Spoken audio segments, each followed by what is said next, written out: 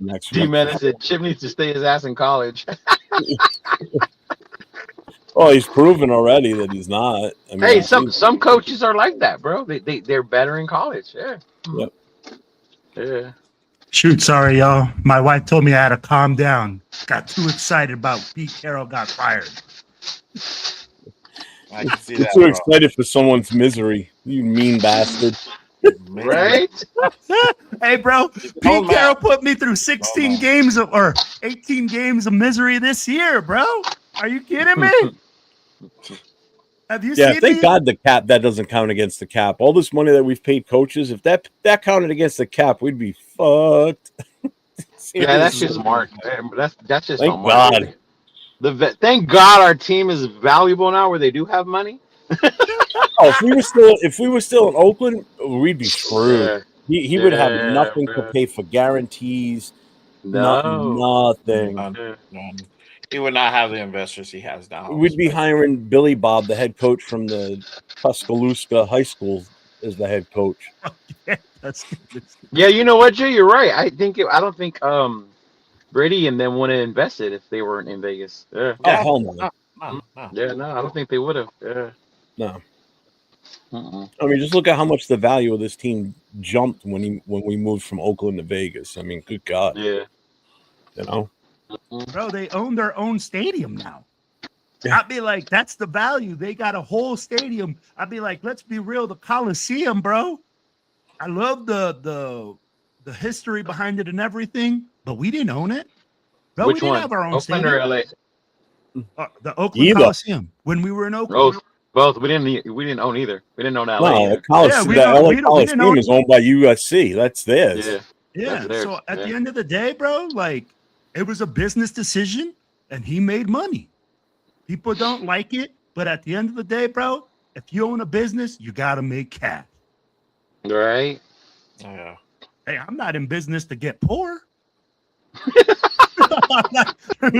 Oh, yeah, I started my business so I could be poor. Well, Not pay and my that's what players. someone said to me. Well, oh, do you think Tom Brady took part ownership so he can sabotage the team? I'm like, why would you invest in something and watch it die? Yeah, bro. Well, you're To gonna lose money. understand That's why the problem. Brady invested, you need to come to Vegas and see his face is plastered all over the strip. Everywhere, you bro. can- All over the Watching out fucking there. strip, bro. Yeah. But you ain't gonna invest $300 fucking million to freaking suck ass. You're not gonna be Right. like, oh yeah, bro, I just got 300 mil. I'm gonna go make that team suck and make that organization suck. Yeah. I want to Yeah, watch the that- pockets get empty. Yeah, smart move. That here to sabotage thing. Yeah, I never bought that. Like, why would you invest just to make your thing worse? Like, that doesn't make sense. Yeah. Mm-hmm. Yeah. That was Eric and I crazy. went at it yesterday about AOC. Oh, Oh, man. really? The Chief Killer. That's what we're gonna call him, bro. We're gonna call him the Chief Killer. He's one of my chapter members. He lives not too far from me either. Yeah. He was giving me all kinds of shit last night. I'm like, dude, he's in the game. He's playing well. Give him a break. He pretty much got the win for us yesterday. Right. And it was funny. I was gonna bring my fucking AOC jersey just to troll, but I forgot it. I didn't bring it. That I knew he was gonna play. I was like, okay. And then I was like, oh shit, they won. Oh, and you're right too. But that's why you never leave early. Because look at how that 100%. did. People didn't leave early, did they? No. I mean, it wasn't full anyway. Like full. Yeah. No, but Hmm. well, it's, you know what? In all honesty, because at one point during the game they panned a nice shot of the stadium inside, and I even said it. I'm like, I can't tell if there's a ton of people because the seats are black. The red stands out. That's the red part. stands Yeah, out. red But stands even out. but I didn't even see a shit ton of red there in the camera angle they showed. Yeah. You know, were there a lot of Chiefs fan there or no? There was a few. I wouldn't say a lot. I mean, I've seen more before. Yeah. Well, I kind of. You know what I did see of? I saw a lot of fans with just their team jerseys, like Eagles, Steelers, Cowboys, Niners. Which I expect in a stadium, like in a city like Vegas, because you're getting people from all over the world, basically coming to Vegas for the entertainment purposes of going to Vegas. And if they catch a football game because the tickets are cheap, I mean, you guys weren't even thinking about going into the game on the other day, and then all of a sudden I see a picture of all yous inside by the torch because Well, what we ended up doing was just getting one just to get in. Yeah. And then I had got some pretty good deal down in the 100 section. So we stood by the torch, and then we looked around to see if it was full or not. And then Afakazi wanted to go sit down, so then we walked down there and we saw a whole row. So we just sat on that row. Oh, nice. Yeah. How much were they? Were they under $50 or $60? Mm-hmm. Oh shit, man! You can't beat that. To get inside Yeah, Allegiant $60. itself, Yeah. it's worth the Yeah. price just to get in there for the AC if it's hot enough outside. No, well, it was cold outside, but yeah. It's cold. It's cold this time, bro. Right now it's cold. Yeah. Yeah, because it's that. What was cool though was being there for all in autumn win, watching him light the torch. Yeah, I was gonna ask you about that too. Yeah, bro. So, and it's fitting that, which I'm sure he had this plan from the start, that his final game was going to be a Raider game. It makes sense, obviously. I mean, oh yeah, for sure. And the fact that the Raiders organization acknowledged him to let him light the torch, I think that was the most awesomest thing that probably happened to him this season, was to get the his family was there too. His dad, really good for him, man. Good for him, man. Think about the amount of money and time that's taken him to do that. I mean, I saw him at the beginning of the season, along with Will when he was here for New England, and to see him through the stages, and then to see him in Philly, and got to talk to him again face to face in Philly, and then watch his travel throughout the season, and then watch it end on such a high note for him. I mean, you could see it in his face in the video and the pictures that he was just excited as could be. So good for him. Dude, we were all excited for him. Like when we all saw each other, the usuals, we all saw each other out in the parking lot. That's why we were going in, was to go see Brian. Like, we're gonna go stand by the torch to cheer on Brian. So then we were all there, and they were like, "Hey, Leo, we're on this side." We were all of us were just up there, man. And then he lit it. Then when he came down, I have another video when he was walking out with his dad, and we were all just cheering Brian. We're just saying Brian. And it was cool, man. That was a cool moment for him and his family. And then, of course, afterwards, too, after the game, they had a little celebration for him as well at the Whiskey, the little place across the street from J-Lot. So then even there, I think they presented him with a jersey, if I remember correct. Really? That's his record breaker, something like that, and the number 56. Yeah. Mm-hmm. Oh, that's awesome. Yeah. So I gotta ask you. I want to ask you this, seeing as though you were at the game and in the tailgate. Did you see a supposed fight that went down between two chicks and a KC fan? Did you hear about that? Yeah, no, I didn't see about that. I saw the video. Yeah, I saw pictures pop up. The video? Yeah. I don't have a video. Send it to me if you have the video. I want to. No, I don't. I don't have the video. I saw the video. I saw the picture. Let's put it this way. So the Chiefs fan was a guy. All right. Okay. So the cops have got him in handcuffs, and right here on his head, you could tell he's split right here, and there's all blood coming down the whole side of his face as he's being walked out by the cops. And it said I guess he supposedly attacked two female Raider fans. Well, I don't know if it was a bunch of male Raider fans that jumped his ass afterwards, or if it was the chicks that he attacked, beat the living shit out of him. And depending on what type of women he attacked, there's probably a good chance it was the women that beat the shit out of him if they were female Raider fans. For real. If that was Oakland, I'm sure the guy would be dead. First of all, crazy. No, I didn't know. But when I saw that, I was like, "Oh, I wonder if Leo saw that." No, I didn't. No, but I saw the videos of that, bro. That dude's face was pretty smashed in. But I mean, I'm gonna keep it a buck, bro. If you a male trying to fight some females, that's some hoe shit. Yeah. That's some bitch shit. You needed to get checked. Your own group should have whooped your ass, bro. Never in my life have I seen a man go up there and be like to a woman and physically assault a woman over a football game. Yeah, I gotta look that up. No, I didn't see that. Yeah. So I'm like, this happened in the stadium? No, it was in the parking lot. I forgot what lot it said. If it even mentioned a lot. Yeah, it wasn't when it happened, what time? I didn't see that go down at J, but we left J lot probably around 12:30 because we wanted to get inside to get by the torch. Yeah. Mm-hmm. That's crazy, man. I mean, but that's so wild that both teams is booty and you out there fighting. I'm like, hey, the Chiefs, bro, you out of the playoffs. What are you gonna say? oh, I'm so pissed off that my team sucks. Guess what? Sit right next to me on the couch, motherfucker. Been here But fucking 10 why years would you plus. attack two females though? That's crazy. Yeah, Yeah. that's a bitch move in itself. First of all, 100%. I don't care if I've they never walked seen up and that kicked you in the nuts, man. It's like check your surroundings, man. You're not in KC, first of all, so you ain't gonna have a lot of your own people come to your defense. And if they do come to your defense, they're as Fuck much of all a that, push dude. bag as you are. Crazy Yeah. part is I met the nicest KC fans yesterday. Bro, people One are was so a one was an older gentleman, bro. He's been a fan since like the Hank Graham days. Yeah, Frank Strand, whatever the fuck his name is. Hank Uh-huh. And Stram. then there was another family that was there. They were fucking cool as fuck. But yeah, that's crazy. I didn't see no one get crazy like that. Yeah, Yeah. I mean, But hey, now that Pete's gone, you think Gino's over there trying to see when he's getting his pink slip? Oh, I bet. writings on the wall, bro. Right? Writings on That the was his wall. boo. That was his boo thing right there. Yeah. His Boo Bear is gone. Yep. Now they both I mean, gone, like- bro. he just lost his binky, basically. His safety blanket's Right. gone. He's They're like, Papa Pete's not here to save you no more, big dog. Nope. Yeah, shit out of luck, buddy. See ya. He probably knows, bro. He probably knew that it was coming, and he's probably calling his agent like, "Yo, dog, where's the next stop?" Because Like, we trying to get traded, or what we doing, dog? like, what happened, dog? Like, line up some teams for me to go ahead and work out. His adopted son Right. with his two idiot stepbrothers. He gonna be like, I don't mind being a backup to Lamar or something like that. Yeah. Oh, hey, Jeff, do you still have that picture from that taser from was it New Year's Eve? Oh yeah, I do. I told you, bro. Did it go That's down like exactly this? what happened this morning. That's exactly what happened this morning. Fucking Pete Hang on. shows up. Security was like, Are we gonna go quietly? Or are we gonna make it difficult, old man? hey, do you think his card worked this morning So- at the facility?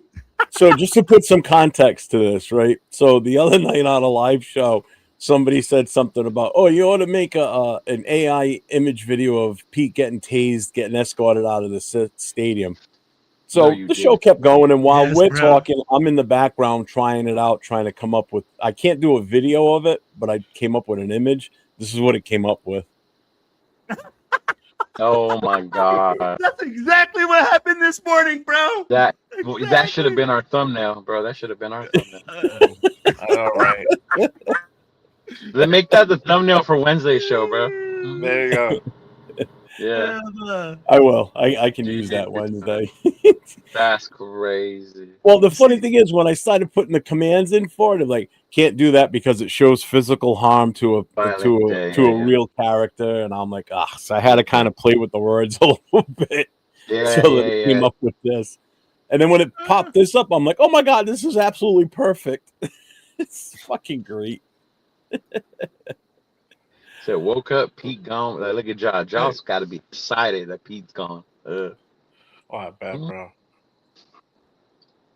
Oh, a lot Shit, of people were joking. People were joking around about us being so bad that the quarterbacks aren't gonna want to come out just so we don't draft it. What up, bro? People are saying Mendoza's gonna go back to college as soon as he Yeah, finds out him the Raiders more are gonna- and Mendoza. They're like, fuck that. Like, I'm good. Right? Oh man. Who should be the backup once the Raiders draft Fernando? We already got the backup, bro. AOC could be a backup. We got plenty of backups. I'm not. Yeah, Right. that's the one thing that was part of the argument yesterday. Is like we've got a legitimate backup. You know, And if I have to count on AOC to come in and fill in if somebody gets hurt, you know, whether it be half a game or a game or two, where I'm not going to be nervous, like, oh shit, you know, I'm more nervous if Pickett comes in. You know, I mean, he showed it yesterday that he's not the guy. You know, I mean, as soon as AOC 12 got in there, I mean, they moved the ball. They didn't score touchdowns, but again, it was two pointless teams playing each other. They got a field goal range. Yeah. And let me tell you, man. Hey, I'm look like, who's calling me right now. Who? Mike. From Raw. You know he's excited. Yeah. Oh, I know. Put him on speaker. Tell him.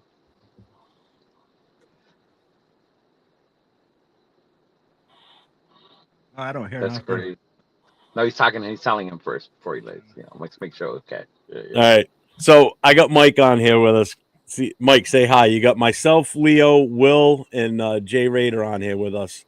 What's going on, fellas? How you doing? Happy New Year to everybody. What's Happy going on, New Year, brother? big dog. What's going on, bro? Happy New Year. Can you hear them?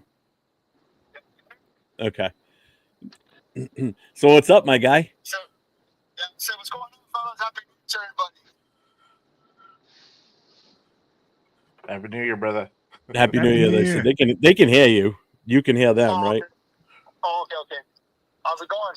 Good. We're all in kind of happy mode right now. You missed Will jumping around like a Mexican jumping bean over there. He was so excited.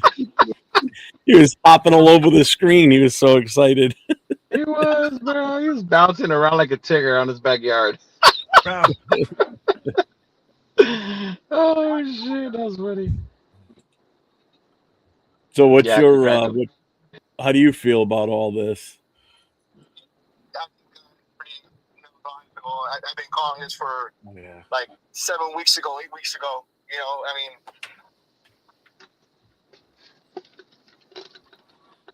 Yeah, it was way overdue. No two ways about it.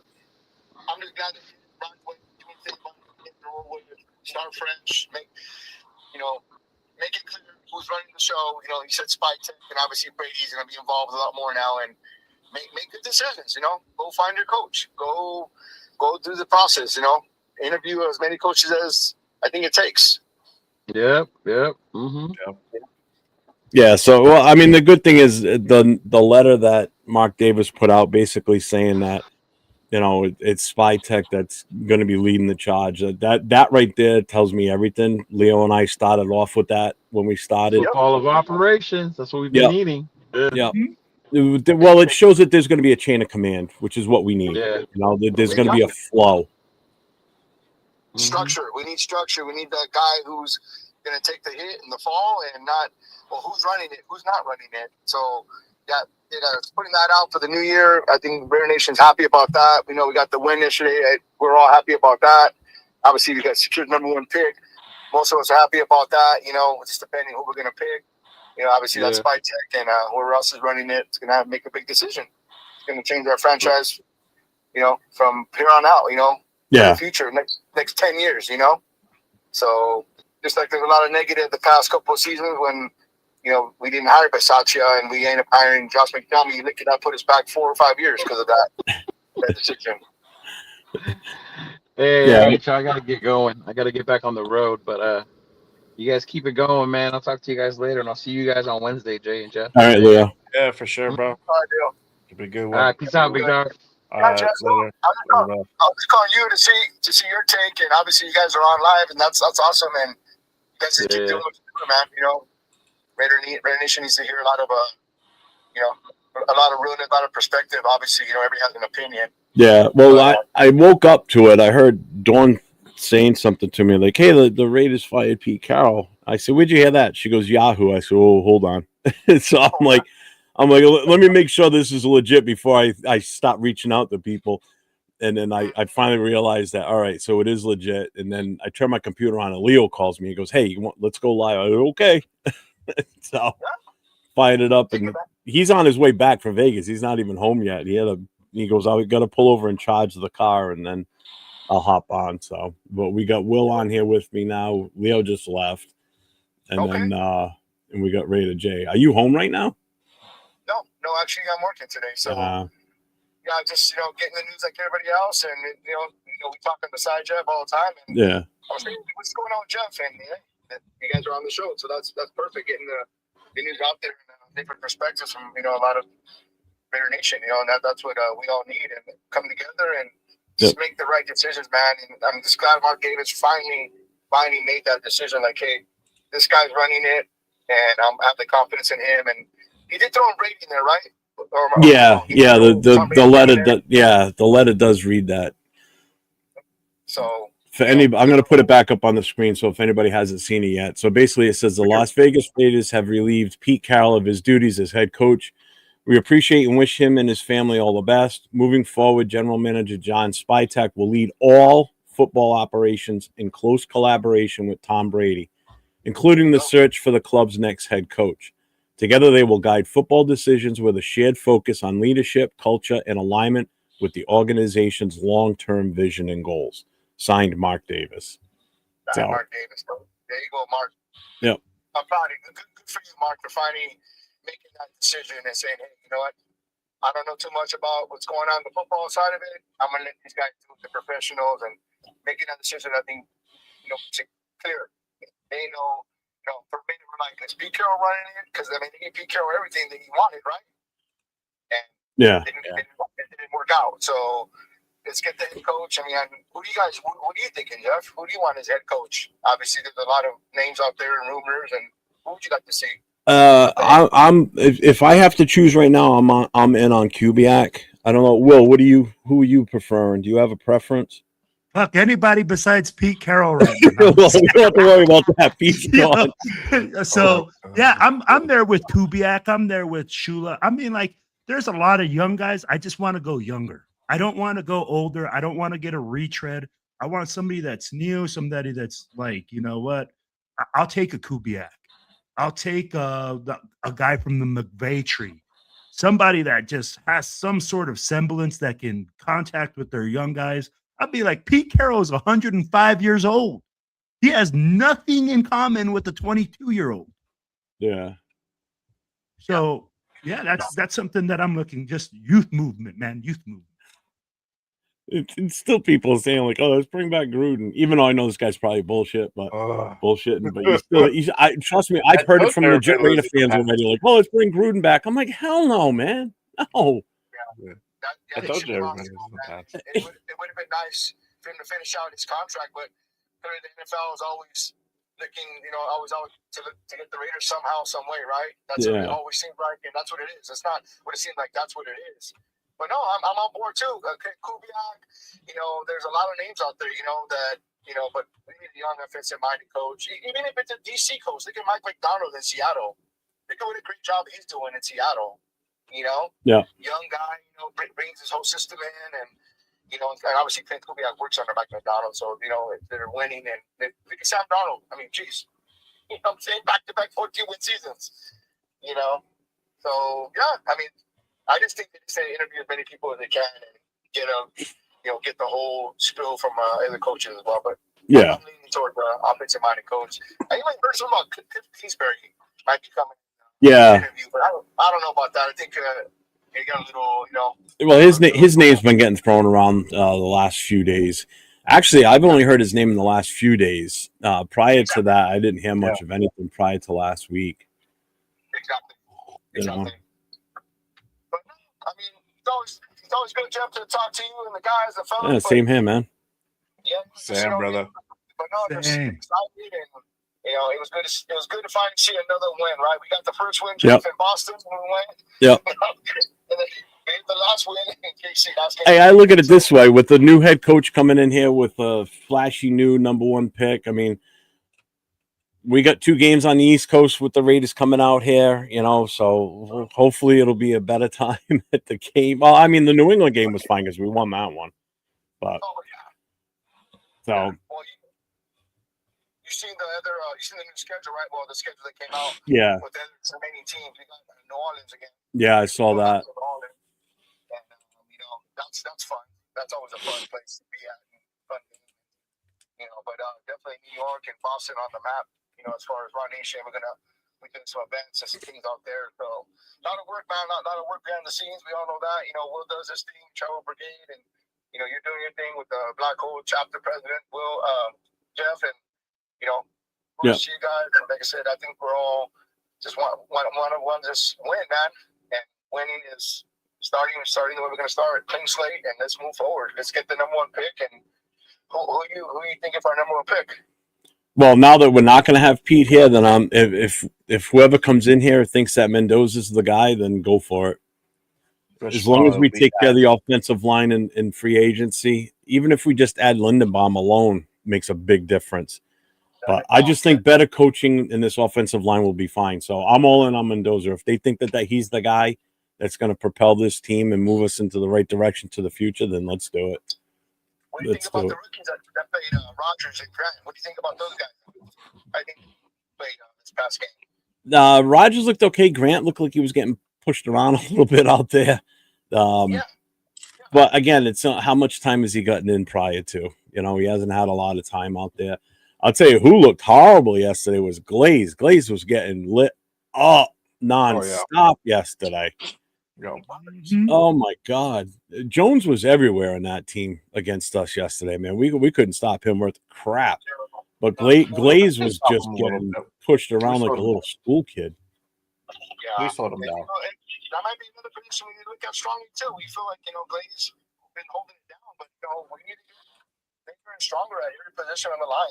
Because Colton Miller gonna hold up next year. He was hurt a lot of the season. There's a lot of addressing definitely JPJ coming up in injury too. And find a place for him. Is he gonna be center? They're looking at trying to get that Raven center. To free agency or whatever it may be, but. I feel like, draft Mendoza, go jump back in the first round and grab another old lineman. Grab the best old lineman in the first round. That's available. That's me. I mean, we've got options. That's the good thing. We're not pigeonholed into sticking with that number one either. We've got options. We can. There's a lot of different directions we can go with this. So it'll be interesting. I mean, I really, my whole feeling is until we get that new head coach in here and we know what his philosophy is potentially going to be, then I think we can have a better set as to what we think is going to happen with the draft. Like, what direction are we going to go? Do we think we're going to stick with take the number one pick, or are we going to stop playing and move around a little bit? It depends on who comes in here. Seriously. We're looking at Kubiak, right? I mean, when can they start talking to these coaches? Obviously, he's in the playoff run and the whole 9 yards. So it might be a little bit of time, but sooner than later, Yeah. But it's always good guys talking to you guys. Yeah, same here, man. Damn, brother. Jeff. See you later, Will. You guys be blessed, man. Have Yes, a safe sir. time. And we'll be talking soon, man. All right, man. Take care. Later. Bye. He's so awesome. I love that guy. So anybody that didn't know, that's Mike from Raiders Against the World out in Cali. So I had met him. I had talked to him for quite a bit last year prior to the season even starting on, setting up the weekend party stuff for the New England trip. And then when he finally came out here and I got to meet him for the first time, the dangerous thing is him and Will together because they're both so energetic and they're both like complete hype guys, and which is awesome. And you get the two of them together, forget it. Oh my God, that was a blast, man. That was a good weekend. So I look forward to that again. It's gonna be electric in the NYC. I'm telling you guys like that, man. It's gonna be fire. It's gonna be a whole lot of fun. I know some people were talking about in the chat last night, and I think Jason even said it in the show about the possibility of or maybe it was Duncan, Glaze moving inside to guard as a possibility. You can move him. I mean, like, dude, that's a possibility. Here's the thing. He is just not holding it down out there by himself on that island. Well, and that's the thing. We have to bring in another right tackle, right? We have to evaluate the coaching there. Yeah. That's where Brendan Carroll was so key. An offensive line coach gives you a lot, man. I'm like, without an O-line, we all know we don't do shit. Right, money. So I'll be like, at the end of the day, man, we have to look at that and say, was this a Brendan Carroll experiment that went wrong? Or because, I mean, like, DJ Glaze was not this bad last year. No, he was not. No offensive lineman was this bad last year. So at the end of the day, I'll be like, we got to look at the coaching and say, hey, man, fucking Brendan Carroll was a POS O-line coach. I'll be like, we have to reevaluate. The guy that comes in has to look at his line and say, bro, what do I got? And really, for this year is shit. So this goes back to last night on Jay and Jay show with Will and them. You think Max Crosby is going to the Bears or at least get traded? I finished my show last night and then I saw that they were still on, so I got in the chat and I sent Will a message during the whole thing. I said, I'm just busting balls and it's just trying to just to fucking stir the shit. And I started stirring this shit. I was like, I took the bait and I just kept going with it and I was just having fun with it. To the point where I spent a fucking $10 super chat. That's how committed to it I was. You know, the whole I went angry on Max yesterday on the show. I know, bro. I was just fucking get rid of him. I'm done with him. Started getting real. Started getting real, bro. I was like, that was my entertainment last night, man. That was fun. I was live for a long goddamn time yesterday, so I was a little punch drunk, basically. I'm punch happy. I was like, I'm having fun with this. I'm gonna talk some shit. I mean, who knows what Max now? I mean, I'm telling you right now, I'm like I like the move right now because of the fact that Max Crosby is going to see that we're making a move and not waiting. I mean, yeah, well, in all honesty, though, Will, he's seen this move how many times now since he's been here? No, not this clean cut. Not this clean cut. Last year, we waited. Last year, we didn't know what we were going to do. What do you mean this clear cut? Bro, Mike McDaniels last year, by Tuesday, we figured out that AP was gone. Yeah, so it's one day longer. This year, 8 a.m. sharp. 8 a.m. sharp. All that shit was done up before that game ended yesterday. I guarantee. And that's what I'm saying. There's no indecision. They let him celebrate that win, bro. You know, they were going to do him dirty. Which was, I think, the right thing to do. You know, don't do it right away after the game. Hey, if we would have lost, that should have been right then. Yeah. But I'd be like, I feel like, hey, they made the decision. And then the statement that they just made, the statement that they came out with saying, hey, we're going to get a clear direction of leadership. We're going to have a clear direction of who to hold accountable. Yeah. That's a totally different direction that the Raiders have done for years. Yeah, but again, you said clean cut. I mean, again, doesn't get any more clean cut than in the middle of the season and you fire your head coach. I mean, again, Max has been here through how many coaching changes now since he's been here? You know, and one of them cut in the middle. Actually, two of them cut loose in the middle of the season. One on his own accord because he stepped down. You know, the other one, we were just awful. And Mark Davis is like, screw this guy. He's gone. And in the middle of the season, axes McDaniels. You know, AP got strung along for a couple of days too long, unfortunately. That wasn't fair to him. I thought that was a bunch of bullshit last season. I do like the fact that, yes, first thing Monday morning, it's a new business day. Boom, drop the axe right away. Let's get this out there. And I think the other thing, too, is because you've got time where they can contact like a Kubiak because he's on a bye week right now. They can discuss with him like virtually. They can't go and meet him in person. He can't come to the facility, but they can talk to him virtually and get a feel. Because if it comes to the point where they don't think he's the guy, let's find out now. You know, if his intention is like, no, I want to stay here in Seattle, then let us know that now. You know, so we can scratch him off the list and move in a different direction. So, I mean, that's the good thing is we're not setting ourselves up to have to wait weeks and weeks and weeks from now. We can jump on this right now because we're the first team. Oh, no, we're the second team to fire someone. No, but you just said something. We're the only team that we're the only. Yeah. Atlanta shit can't. So there's only. If you look at Tennessee shit can their guy after we beat them. Remember? Yeah. Mm-hmm. But if you look at what those other teams have to offer, we still offer the best option right now because we have the number one pick. Right.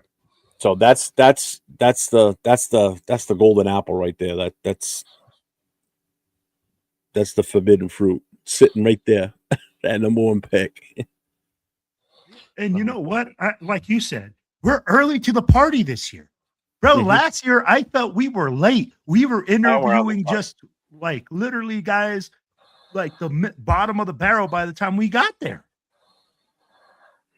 You know what I'm saying? I'm like, now we're early. We're there. We're looking at whatever's there.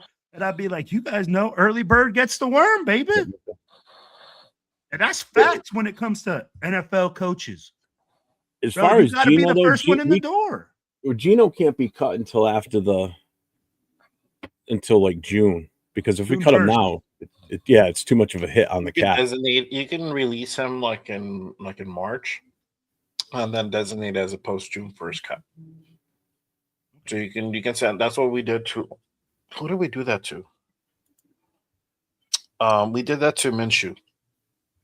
Last year, Yeah, we let him go in March, and I think we designated as a post June 1st cut, and then we were able to go ahead and not like save some money there or whatever. However that worked out. But I think we did it with that one. I could be mistaken. no, and I agree, Money Chuck. I think Glaze needs some more time to perfect his craft. But again, I'm still going to hold coaching accountable on this. You know, the fact that line regressed so bad from the same guys that we had last year. Throw in Kappa. Forsyth only came in because Miller got knocked out for the season. I still attribute some of Glaze's downside to the coaching and the other players too. Like JPJ, prior to him going down with an injury, wasn't looking that great either. He looked better, but he looked better than Glaze, that's for sure. But he still wasn't 100% perfect, you know, or where you want him to be. For a second-year player, you wanted to see him excel even more, and we just weren't seeing that. Yeah. So we'll see what a whole new coaching staff can do for this line. Talking about that, Jeff, I got a list here of all the expected potential head coach candidates this offseason, right? All of them. It says here, Chargers defensive coordinator Jesse Minter, Rams defensive coordinator Chris Shula, Packers defensive coordinator Jeff Hatley, Broncos defensive coordinator Vance Joseph, Seahawks offensive coordinator Clint Kubiak, Bills offensive coordinator Joe Brady, Colts DC Lou Amorano, 49ers DC Robert Saleh, Jaguars DC Anthony Campanelli, Jaguars offensive coordinator Grant Udisky, Vikings DC Brian Flores, Broncos QB coach David Webb, Chiefs offensive coordinator Matt Nagy, Chiefs defensive coordinator Spagnuolo, Commanders offensive coordinator Kings Cliffberry, ex-Dallas head coach Mike McCarthy, ex-Giants head coach Brian Daboll, ex-Raiders head coach Antonio Pierce, Bucks offensive coordinator Josh Grizzards, Cowboys offensive coordinator Clayton Adams, Texans DC Matt Burke, and Giants interim head coach Mike Kafka. That's a big list. That's a huge list. That's a huge list, and there's some talented guys on that list, and then there's some not so talented guys that I want nothing to do with on that list. I agree. AP being one of them. Sorry. Been there, done that. I'm done. I'm there with you. I'm just saying, I'm like, I just read off a list, man. And you're going to tell me we got to turn every stone. We got to make every single phone call. We got to get in contact with every single GM. And the time is now. Not tomorrow, not next year. We better be calling everybody right now. That way, when they're like, agent goes like, hey, man, we're not interested in going there. Good. Let's eliminate them. Let's make that list smaller. So right now, the head coaching vacancies in the NFL are Arizona, Gannon got fired, Vegas, New York Giants, obviously, Daboll was fired in the middle of the season, Cleveland Browns, Stefanski's gone, Tennessee, Callahan was gone earlier, and Atlanta fired Raheem Morris. General manager vacancies are Atlanta Falcons and Miami Dolphins. So right now, Dolphins have requested interviews with several GM candidates. So let's see. Alec Halliday from the Eagles, RJ Gillen, the 49ers assistant GM, Tariq Ahmad, the 49ers vice president of player personnel, Josh Williams, the 49ers director of scouting and football operations, John Eric Sullivan, Packers vice president of player personnel, and John McKay, Rams assistant GM. Let's see. Try to see if there's a...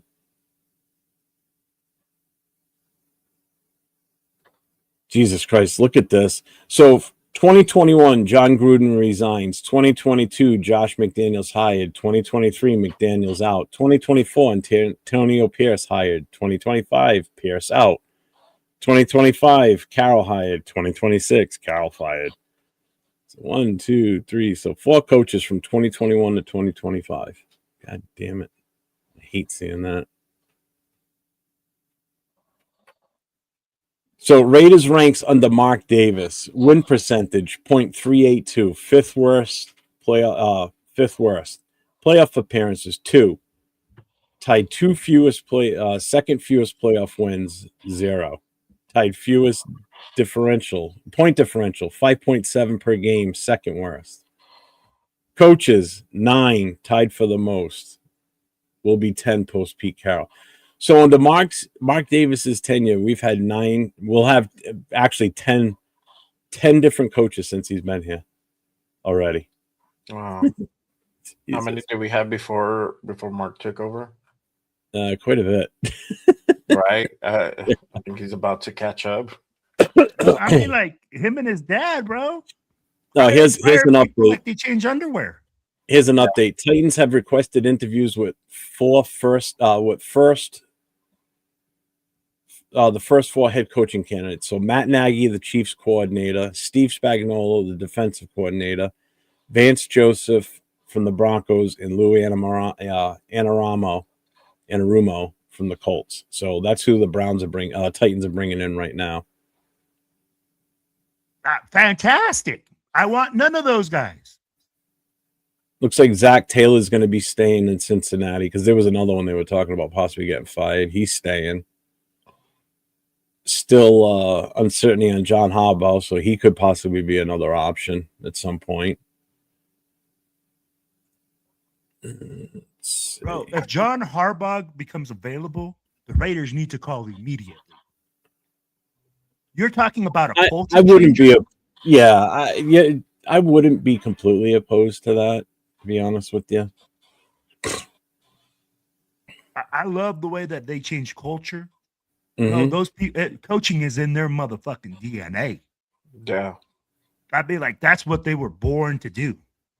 And that's why every single program they go to changes. Yeah, I can't find any more info. That's all I have right now for what possibilities are.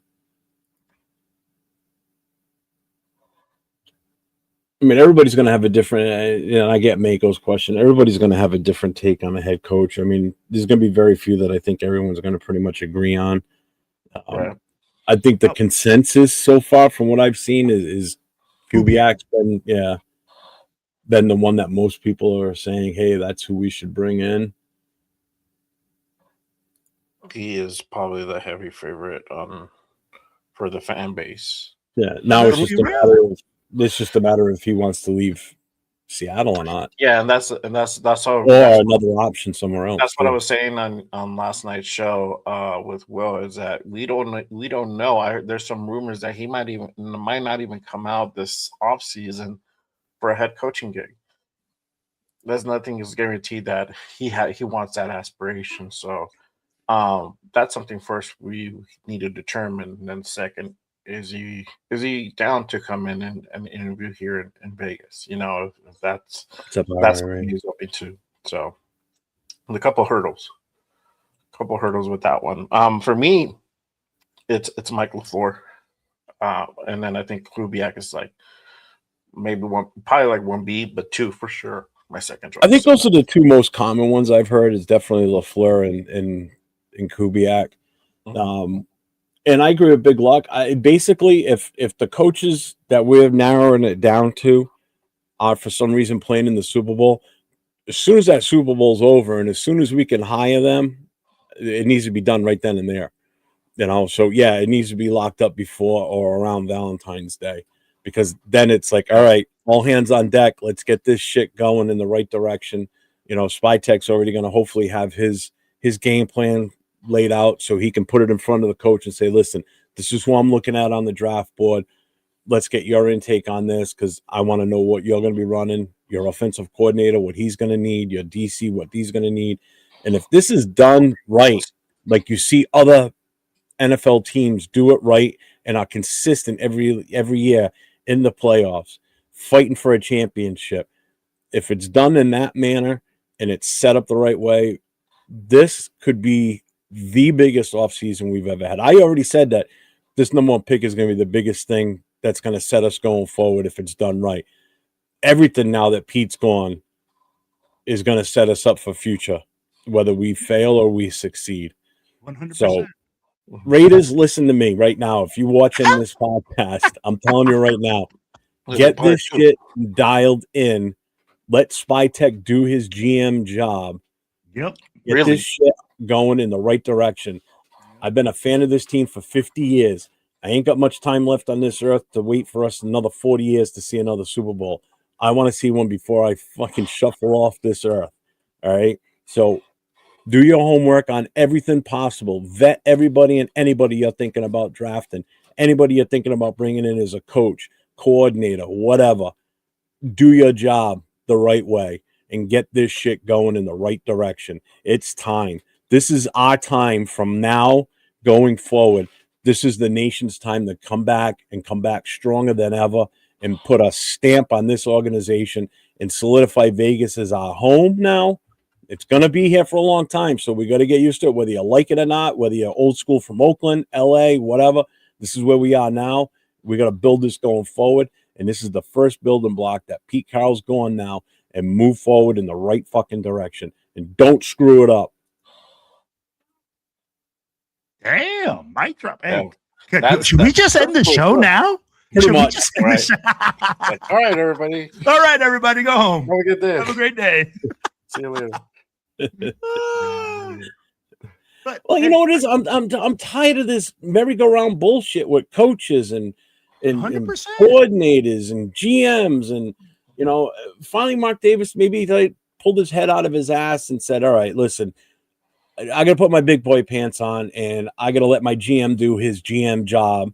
Right. Yeah, I know that the Raider organization is still fairly new to the whole GM thing because Al Davis ran the team in that capacity for the longest time until he passed away. McKenzie did a decent job when he came in because Mark was still in his infancy as far as running the team. But now that he's gotten older and he wants to be more involved as an owner, he wants to try and be like his dad, but he's never, unfortunately, Mark, I love you, but you're never going to be a dad. Okay. No. It's just not going to happen. Closest you're going to get to being like your dad is the name and the fact that you own the Raiders and you're a Davis, plain and simple. Let your GM do his job, plain and simple. Just back off of him and don't be involved in the coaching decision. I mean, obviously they're going to come to you and say, this is who we're picking. And then you have to give your final stamp of approval because you're the one that's going to work the contract. I get that part. But don't sit there and say, no, I don't want him. I want this guy instead. Don't do that shit. Please don't. Yeah. I think you're 100% right. I think you just need to go ahead and Mark has to go ahead and really entrust his people that he's bringing in, right?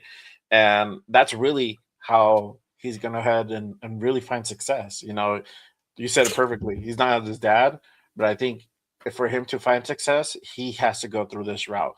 The way that his dad operated the team is a different time.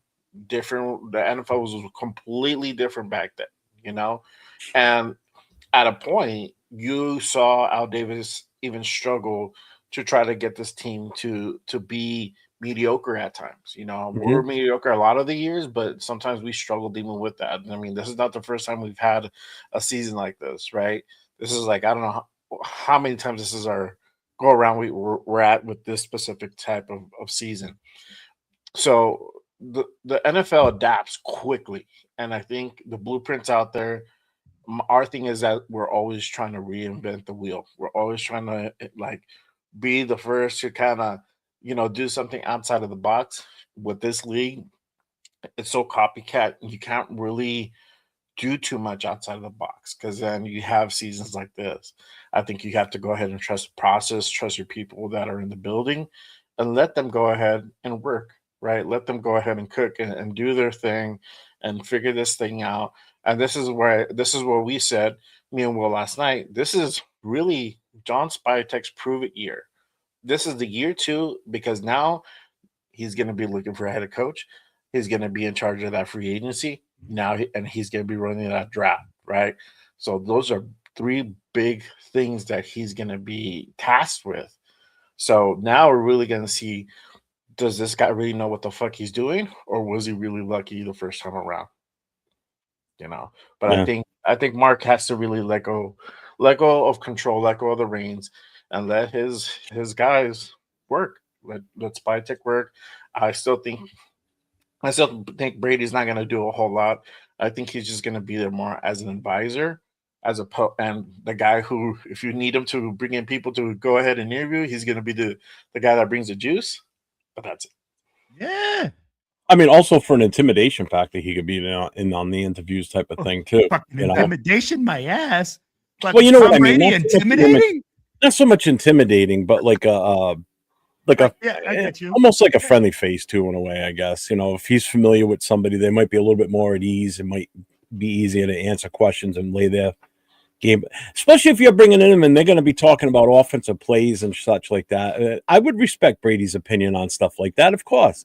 I mean, the guy's a proven champion. There's no two ways about it. As much as I can't stand the motherfucker, he's still part of this organization now, which it still pains me. But, if, say, Kubiak comes in and he starts talking about offensive play calls and what his vision is for the offense, and if Tom Brady can agree to that same vision and seeing going forward what he's got in his mind, it may help the decision be easier. Like, hey, this might be the guy. I could run this offense if I came out of retirement type of thing. You know what I mean?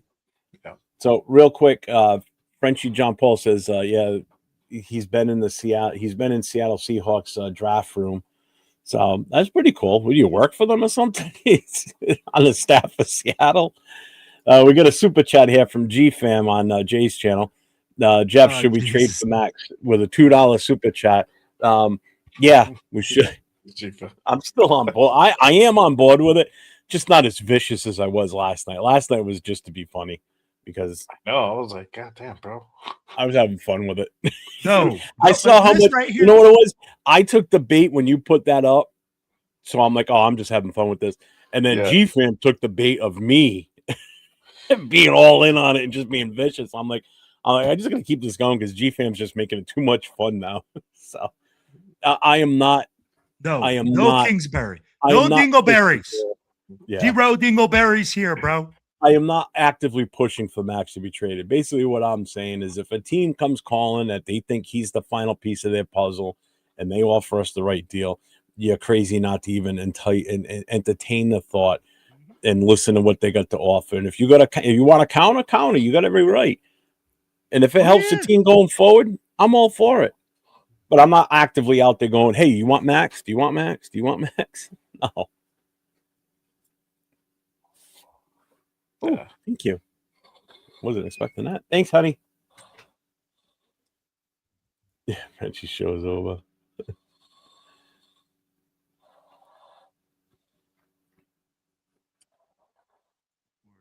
I didn't ignore your super chat. I saw it. It's just taking me a while to get through them. Plus my little tirade I went on. So.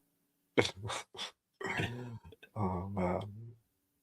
Yeah. I'm going to tell you something though, Jeff. I like Clint Kubiak. The reason I like Clint Kubiak is because this is the only dude that we are looking at as an offensive guy that is actually making his own play calls. He's the one making the play calls. He's gone and played with different quarterbacks. So he's had to adjust his system to different quarterbacks. He's had experience managing the game. Yeah. At least one side of the ball. And I think that's what makes Kubiak a better fit than all those guys that are younger on the other side or on the offensive side of the ball. Matt LaFleur has never made a play call. Never made a play call. Shula is a defensive coordinator. Mm-hmm. He has to bring in a strong offensive coach. And if he doesn't, then we're screwed. Exactly. So if you look at it, that's why I believe Clint Kubiak is not head and shoulders. Like, I'm not going to say head and shoulders, but he got a little bit of an inch or two above the other guys that are younger because he's made the play calls. He's been in those situations, and he's had to adapt his game plan to different quarterbacks.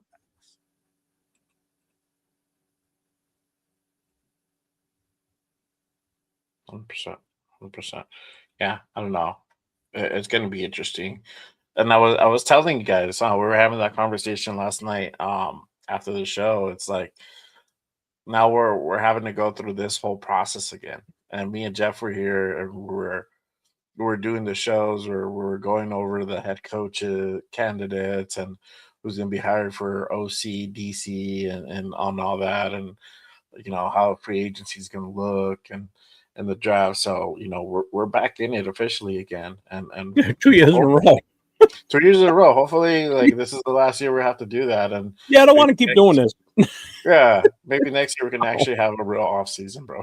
You know what I mean? We can have a real off season where we don't have fucking where the game ends and we're not all waiting for the news to drop. Like you knew this was coming. Oh, yeah. I mean, if you didn't think this was coming, then you live under a goddamn rock and you don't watch the team. Yeah, exactly. As soon as the game was over yesterday, I can't tell you how many times I refreshed every page I have up, like ESPN, NFL, the Raiders homepage, CBS. It constantly just kept refreshing, just waiting for that news to drop, checking X, checking Instagram constantly throughout the shows yesterday after the game, just waiting for that shoe to drop. I thought for sure, but I think because we won, that's the reason why they held it until today. Yeah. Got another super from G fan. What's up, Bueno? The cycle continues. The cycle continues. What's up, man? Welcome in. Welcome in. Ohio. What up, baby? What's cracking? That's where Yo Raider's from. Youngstown, Ohio. Make sure you hit up our boy Yo Raider out there. So G fan with a $5 super chat. Who is the best QB developer head coach on the market? P.S. Have a Dunkin' coffee on me. Thanks. Good, because I'm running low already. See, that's considered low for me because I know that won't last too long. I just drank my warm coffee. I drink warm coffee in the winter. Who's the best QB developer head coach on the market? If I'm going QB developer, and he's just proved it again last year, not so much this year because of injuries. Cliff Kingsbury. I know people don't really want him, but I mean, if we're talking QB developer, I kind of got to go with him. I'll disagree on that. Fine. You can. You don't have to be so aggressive about it, though. Jeez. Yeah, but I'll be like, if we're looking at I disagree. Look at Kyler Murray. Like, he drafted Murray, and Murray has been a complete disaster. He didn't draft him. That's who he got. That's who he inherited. Well, he got Kyler Murray either right after. He came in the year after, I believe. Yeah. And did he develop him? No. And then if you look at the Commanders this year, right after Jaden Daniels, who's a special talent, went down, Mariota hasn't really Mariota didn't look that bad. I'm sorry. He looked better than he did at any point when he played for us. I'll say that much. He did look better than when he played for us. I'd be like, how many more years of experience does he have? It doesn't matter, though, but he adapted to what Mariota does. What I'm getting at is he can adapt based on the talent of the quarterback. That's what a good coach does. That's the problem. That's what we haven't had, is when we have a certain quarterback and we don't adjust to what he does best, which is why with Mendoza, you have to make sure that that's the way you're going to run this kid. You have to go based on his strengths and his weaknesses and develop a game plan. You're going to build around this kid, plain and simple. We've already got 2 building blocks already. You got a great running back, and you got the best tight end in the game, even though he was injured for a good chunk of the season. So you've already got 2 great building blocks right there. You got a run game. If you beef up the O-line, now fix the O-line. Again, build around this kid. Build this franchise for him. In all honesty, I hate to say this, but I know you guys aren't going to agree, but in all honesty, fuck the defense for now. Let's get this offense right. Seriously, not fuck the defense like let's just get rid of everybody, meaning let's put all our eggs into one basket right now and build around the number 1 pick. You protect him. You build this team right because you don't want this kid getting hurt. You want this team to move forward, and the defense will fall in place. Even if we've got a horrible defense and we're giving up 24 points a game, if our offense is clicking with what we've got right now, we can outscore another team, possibly. So I just I don't know. Yeah. I think we need to build. You don't build around a defensive player. In other words, is what I'm also saying. Yeah, what I hear you, and I am in agreement. I don't think you need to put all your eggs in one basket, because I think offensively, outside of just like the offensive line and the wide receiver one, the quarterback, we got the number one pick. We can choose. We basically decide our own fate right there, and most likely it's going to be Mendoza. So I don't think you need to go ahead and put in a lot of stuff, a lot of eggs in that basket. I think you need a few eggs to go ahead and really, propel that basket, right? To go ahead and really strengthen up that O line and get a guy that can be an actual threat out there, right? Defensively, I think you start drafting guys. We started last year, but I think you go in a little bit heavier this year. This is the thing, free agency, bro. Spytek has to be way more aggressive this time around. He can't sit on his hands like he did last year, and I think it was a lot of Pete made him sit on his hands, but now he has full control. They put that shit out there, so they're like, "Hey, kid, this is your team to run now. Put us in good shape. Start building the future." So it's his team to run. So now I think we're gonna see a different Spytek in free agency. I think there's some pieces there. I don't know if necessarily Devin White will return. I think he maybe did enough to kind of live to fight another day, fight another season. I should say. And just because that's Spytek's guy, so I think in his eyes, he's like, "Hey, this kid, we got to give this guy another year." So that might happen. Kuhn, he's gone. I don't see him here, and if he does come back, it's going to be for a smaller fucking contract, if that. Yeah. Right. And then a lot of like these linebackers are probably going to be gone. I don't know if Jamal Adams sticks around. I doubt it. Because every single linebacker is on a 1-year deal. Yeah. Yeah. So I don't know if these guys stick around necessarily, and that's also going to be up to whoever's going to come in as defensive coordinator, what type of guys they want to go ahead and bring in, who's available in free agency, who they want to go ahead and draft. So all that's going to be important, man. But I don't think necessarily we have to put all of our eggs in one basket for the offense, but we should invest heavily in that offense for sure. I stand corrected. I thought Kyler Murray was here the year before Cliff came in, but they're saying Cliff did draft him. A few people said that. So Kingsbury drafted Murray. I remember because we drafted Khalil Farrell over Nick Bosa. It was the Toilet Bowl game when Gruden kicked the field goal to win it against the Cardinals. Good coach implements a scheme. Great coaches alters his scheme to the players he has at the time. Exactly. 100%. So, and GFAM saying Murray was a stud in 2021 year with Kingsbury. 3,900 passing yards, 26 passing TDs, 819 rushing yards, and 11 rushing TDs. And the only problem with Murray is he's so small and he takes a beating, man. The kid always gets hurt. But that's part of the system, right? And that's part of the quarterback or the coach developing it and saying, "Hey, you got to work this, you got to work that." I love what you're saying, Jeff. I think us putting a lot of heavy we need Big Dong John. We need Big Dong John out there freaking dropping down loads, freaking just out there freaking pimping these hoes. I'll be like, I need you to get out there and strut the street, John. I need you to get out there and freaking drop the dinero. You see Lindenbog, you say, "Hey, big baby, I got you right here." You fucking pull up the truck, you go out there and you invest heavily in your offensive line. Yep. Free agency. Yeah. Then you can do a lot of things with the draft. But we don't need Coupon John. I don't need discounts. I'm willing to pay full price for players that are going to come in here and make a difference.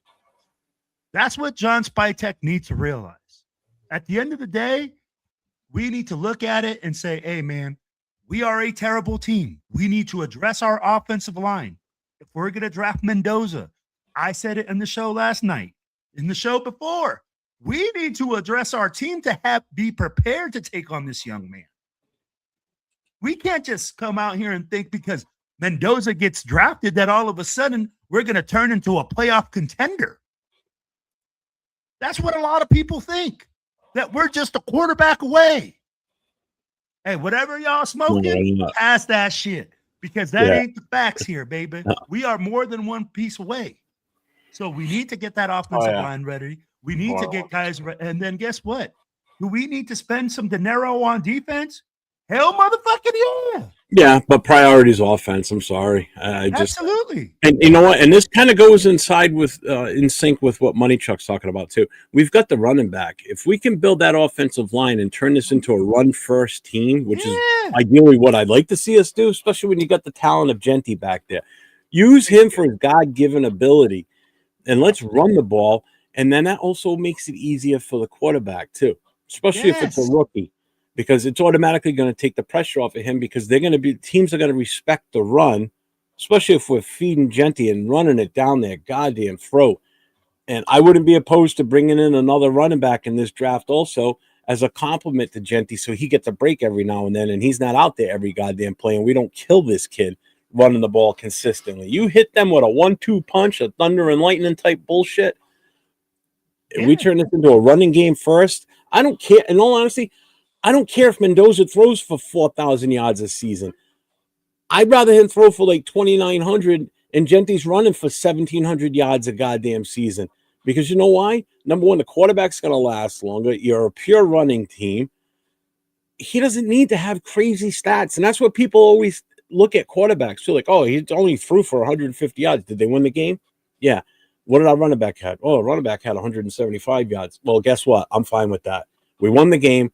Running back had over 100 and something yards. Yeah, the quarterback didn't have a great statistical game, but we got the win. And he was efficient. Interceptions. Didn't throw interceptions. Didn't fumble the ball. What did he do mostly? Handed it off to Genty for 30 runs. I'll take that. I don't want to see this kid out there flinging the ball 50 times in a game. No. That's not what we need. We don't need a flashy quarterback that's going to throw for up 10 yards a season or a game. We need game management is what you need, folks. You need a game manager out there on the field along with an offensive coordinator and a head coach that are on the same path or same page with that and moving this team forward in the right forward direction. You don't need flashy. Look at Troy Aikman. Troy Aikman is a perfect example of this. Everybody always said, oh, he must have been great in fantasy. He sucked in fantasy football for stats. Okay, he was mediocre at best in the stat category for football. You know why? Because they had a running game. He didn't have to rely on throwing the ball crazy amount of times in a game. He could throw up once to Michael Irvin, and Michael Irvin will score a 40 or 50-yard touchdown. You know, you got a running game, man. That's most teams would kill for a running game like what we could potentially have. Jeff, I'll just say it like this. What is the best friend to a rookie quarterback? A good running game. Bam. Yeah. Exactly. Why? Because a good running game puts you in good positions. A 3rd and 2 is a lot easier than a 3rd and 10. Mm-hmm. And we look at that and we're going to say, hey, we want to remedy. We want to help Mendoza. What does that help? Hey, the play action game. It helps him not getting sacked as often, not getting hit as often. So at the end of the day, a good running game is a quarterback's best friend, especially when he's a rookie quarterback. You want him to succeed? Run the fucking football. That's how he's going to succeed. We saw that yesterday with AOC, and I'm not an AOC fan by any means. I'm probably the opposite. But we saw that. Like, he struggled, like, his first throw, and then they just had him like hand off the ball. And then we saw the progression, like, all right, cool. This kid's going to start getting in the rhythm, starting to get loose. I expected him to get a slow start. He hasn't played all season. No. You know, so first and foremost, his first series was not going to be, a record breaker. I knew he was going to be a little weak out there. He looked good. He looked good for getting freaking. He's been injured for 10 fucking games. The guy. But I can't say that because everybody will think that, oh, you want him to be no. Hey, let's call a spade, Jeff. Let's call a spade a spade. He looked better than Gino, who started for 10 fucking games. So it makes me wonder, what could we have had if he would have been the one instead? If Gino would have got hurt week 1 and AOC was healthy and could have started from that point on, what could we have had? First of all, you got a quarterback that has a quicker release than Gino. And I saw it yesterday when he was in trouble and there was no place for him to go. Rather than take the sack, he threw the ball away out of bounds, not down the field where somebody could still pick it off like Gino would do. You know, Carr used to do that sometimes too, man. Just Bro, he was heat the more ball up. decisive. He threw the It was more he threw the decisive, ball yeah. sometimes where guys weren't there because they don't have the chemistry. But was he decisive with the football? Fuck yeah. Was he He throwing had some nice strikes? throws yesterday. Dude, I'm I sorry. mean, like Yeah. he made some throws that I was impressed with. And guess what? Mhm. At the end of the day, he didn't turn over the fucking football. That's priority number one, baby. It's Interesting. been our weakness all season, and he didn't do it. Yeah. And a lot of the guys that he did have chemistry, they were sat. They were already short. Exactly. Like he had limited reps with like Bash. It was all mostly preseason and training camp. I mean, obviously you have practice, but it's not a real live game in-game scenario, So it's like he really didn't have a lot of chemistry out there, No. So he didn't have his regular guys. Trey Tucker, that mean he found him.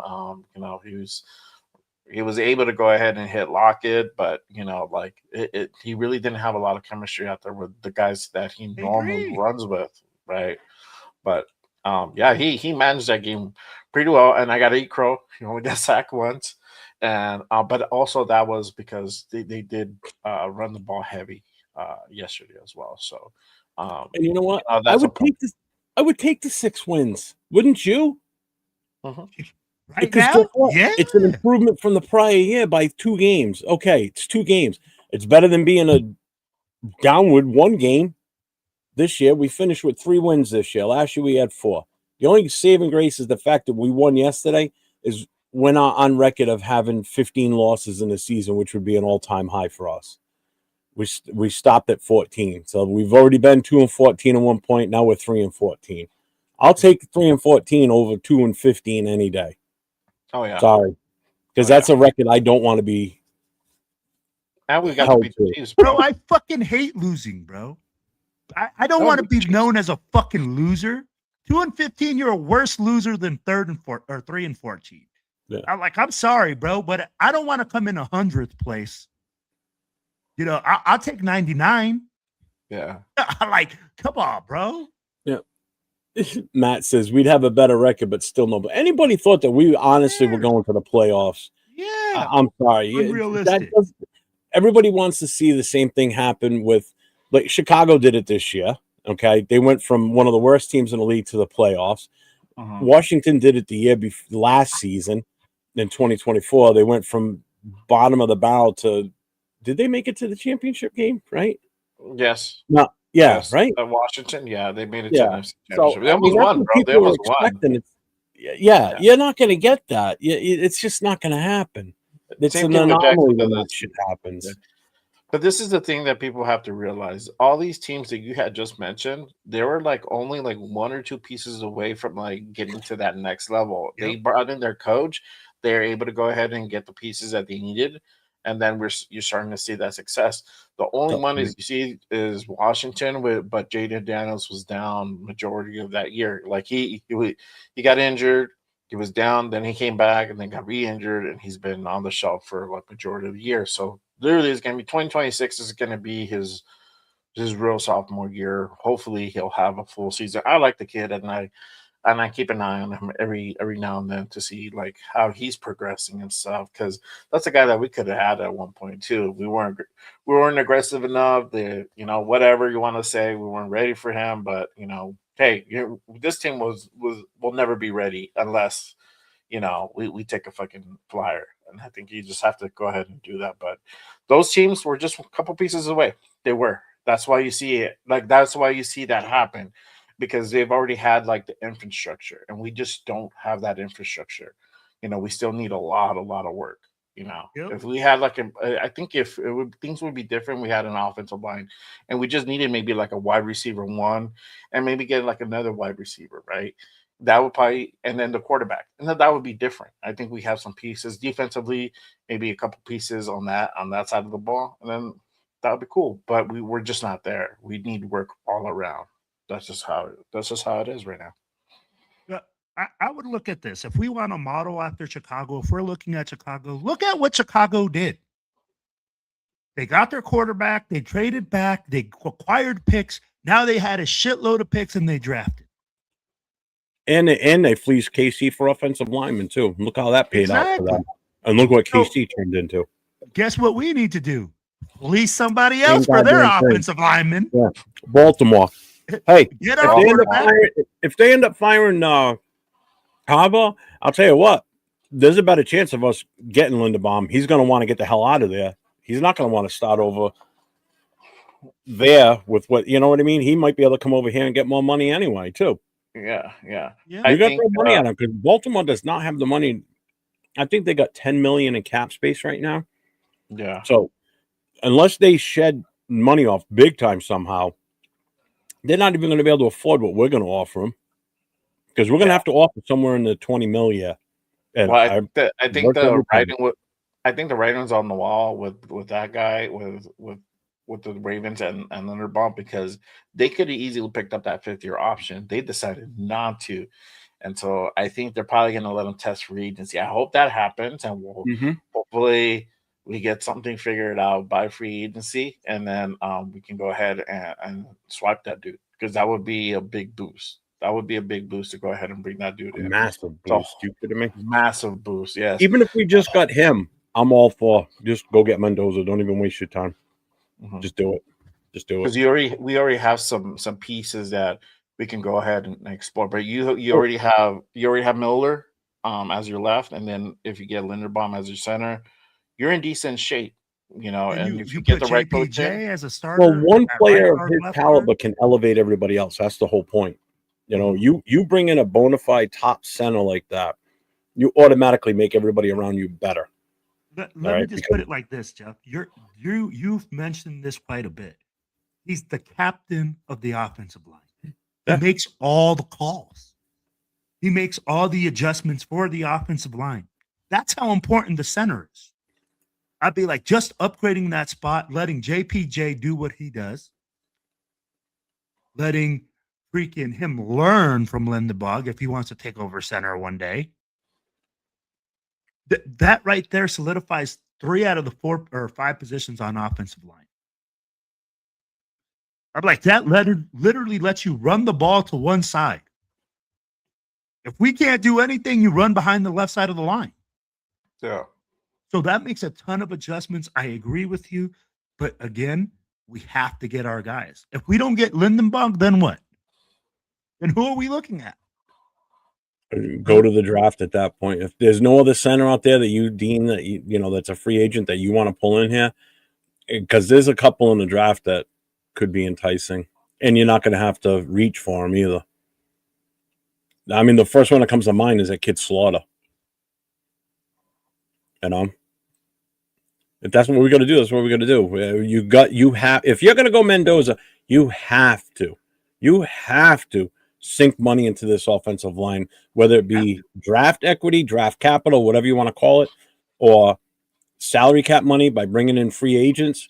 And even if it means, as much as I don't agree with it, even if it means moving JPJ back to center and just building up the other guys around him, then that's what you do. If you think if the next head coach thinks that's what's going to be best based on JPJ's talent, and they think that he's a better center, I'm not going to question it.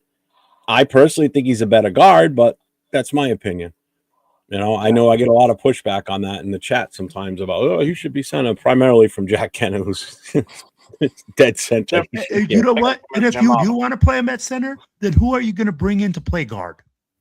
And that's not now. You just again, it's that merry-go-round. We're going to move this guy here. Well, now who do we put here? You know, this is like the old Abbott and Costello. Who's on first? Who's playing guard? Who's playing center? Who's playing tackle? Oh, I don't want that guy to tackle. We're going to put this guy away. We're just as bad as what we were this past season with the jumbling of the line. But you've got time now. Yeah. I want to see it. So week 1 of preseason, when we come out with that offensive line, that's the unit right there. Those 5 starting guys are the guys that they think are going to be the best to put us in the position to win games and move the ball down the field. And if they don't think that's it, then try. All I know is by week 1 of the regular season, it better be solved. Don't be doing this late in the season bullshit like we'll been doing. We'll figure it out at the beginning. We'll figure it out after week 10. If we have another press conference like that, I'm I'm going to be in the garage searching for a rafter because I'm going to find the highest point in my garage and jump off because I'm not. No. That nearly wrecked me last year when I saw that press conference. At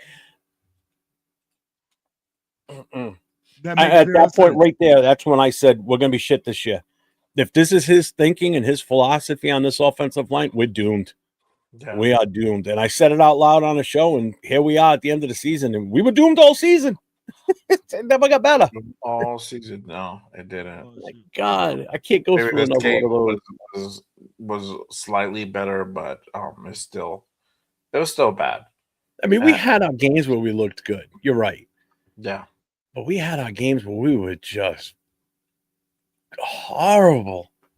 It looked really bad. I think they could have got beat by some high school teams, especially in Texas, because those kids are big and they're strong. High school kids, man. We were just not well coached.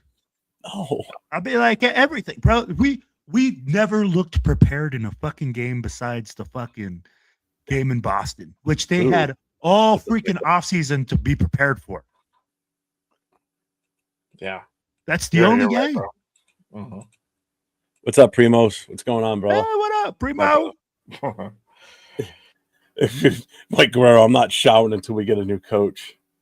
Oh, hopefully, bro, you got thank God you live a little far away from me. Go and be stinky. Yeah. Don't do that. If they hire me, I will have to take a shower. Eventually, shower, please. Oh my gosh. Yeah. It's just a grilled cheese. Wife surprised me with that. I wasn't expecting that. I didn't even notice the time until just when she came in. You better appreciate that grilled cheese, Mr. That's just the grilled chease. Fucking savor that like it's a fucking filet mignon steak. There you go. What are your feelings on the Spy Tech Brady combo at GM? Do you think it will work out eventually? It's got to work out. It's got no choice. It has to. You know what, Jeff? They got one shot at this right now. I like what you said. Well, I say this that we got one shot because we get the number one pick, so they got to get this right. That's all. Go ahead. Yeah. No, the other thing that you said was that Brady needs to be the sounding board. It's not him going 50-50 and going like, hey, let's do this whole freaking interview together. Nah, Brady, sit in the back because you're only a 10% freaking time owner. Sit in the back and let Spy Tech do what he does. If Spy Tech goes, hey, what do you think? Then answer the fucking question. After that, bro, I think you got to let Spy Tech do a majority of the lifting there. It has to be about 80-20. Yeah. That's my opinion for that to work. And I like that Jeff said that because Jeff was like, yo, why not have him there as a sounding board? Somebody that's just there as a face and bring in, and then you said it, Jay. Bro, he's a face. Bring in the people who I need. Hey, man, go out there and make the phone calls. I'm Tom Brady. I don't give a fuck that he's making the phone calls, but he can't have the final say or a 50-50 say on whoever we're hiring as a part-time owner. Yeah. Yeah, and that's the thing. Either you're all in or you're not, and that's the thing. And he's never going to be all in until this whole thing with Fox, or maybe he ups his percentage with the organization as far as how much he owns. But if you want this team to succeed, if you want to go ahead and really stay a part of football outside of like announcing, you got to be involved. And I think it's just too much of a distraction. There's too many handcuffs. There's too much handcuffs that the league is imposing because of conflict of interest, supposedly, or whatever. So if that's the case, all right, cool. Well, go do your commentary thing. Go in your bag there, and you're getting passive income here. That's fine. And if they ask you a question, answer it, give your opinion. But don't go out and say, hey, this guy's gonna be heavily involved. When we know he's not. And that's the thing. But if Brady's gonna be there, and they have trouble bringing guys in the door, which I think that's gonna happen, you're gonna need that juice from Brady to go ahead and sway some of these guys to come in and the interview. You might need that personal Midas touch. In other words, to be like, hey, bro, we're gonna do shit right this time again. Again. So we said we need 3 new starters on this O-line. We can't be certain the guys we drafted last year can start. We need to approach free agency and the draft aggressively. I want some big guys too, and nobody under 3. Oh, definitely. Yeah, because you look at what we had this year with Parham. Parham's late in the ass, man. He was just getting bullied. He's free agent this year. Yep. Yeah, thank God. He's a free So, agent already. yeah. Yeah. Don't even have to worry about. Somebody asked, "Well, would you cut Parham?" Don't have to cut him. You just don't re-sign him. He's gone. He's a free agent. So yeah, bye. Yeah, hopefully, bro. Because we said that last year and they brought his ass back. Well, and Lincoln Kennedy said it, man. When we brought him on the pod, we're light in the ass. We were the lightest offensive line he's seen, and it looked like it game in and game out. We were getting bench pressed and worked all year long. So we need to put some fucking heavy dudes up front. We need to get the guys in the gym, whatever it takes, bro. Whatever it takes. But yeah, we need to put some weight up front, man. We need to fucking upgrade. But 3 guys? 3 new guys? Bro, that's a lot. It's a tall order, bro. Yeah, I'd be like, I like that. Jeff I'm said, not hey, you know opposed to what? it. We bring in Lynn. I'm not opposed to it, but Not hey, at all. I'd be like, it's a lot. That's a tall order. We know that. Yeah, but you gotta. I look at it this way. That was our overall weakness. There's no two ways about it. Yeah, I know people say quarterback. Our offensive line, that's where everything starts. It starts. John Madden always said this. It starts in the trenches. And our trenches weren't even trenches. They were just little gullies, maybe little scoops. Like if that was there was nothing. We had nothing basically all season long between injuries and just inability to play their position and just horrible play calling. Everything just culminated. It started with the trenches. I have no problem bringing in as many offensive line as you think that possible we could bring in here. Someone's got to hit. You're going to keep throwing shit against the wall till it sticks, and you nail down that starting 5. Okay? So let me ask you, since we're on this subject, and I think what Manichek probably alluded to was veteran, right? So not rookie. Who would you bring in outside of Linderbaum? Outside of Linderbaum, I did have a list up. So you would need 2 more, right? And then I'm looking at the list, and there's a couple names that why is this so goddamn large screen? Okay. First of all, I'm not necessarily going youth either here. All right. Mm-hmm. I'm going for bona fide veteran offensive linemen. I mean, there are some decent names on this list that I would be all for. And it will cost us, unfortunately. So, I mean, right off the bat, obviously, it's Linderbaum is number 1. There's no two ways about it. If we're talking guards specifically, where is he? Shit. Guards.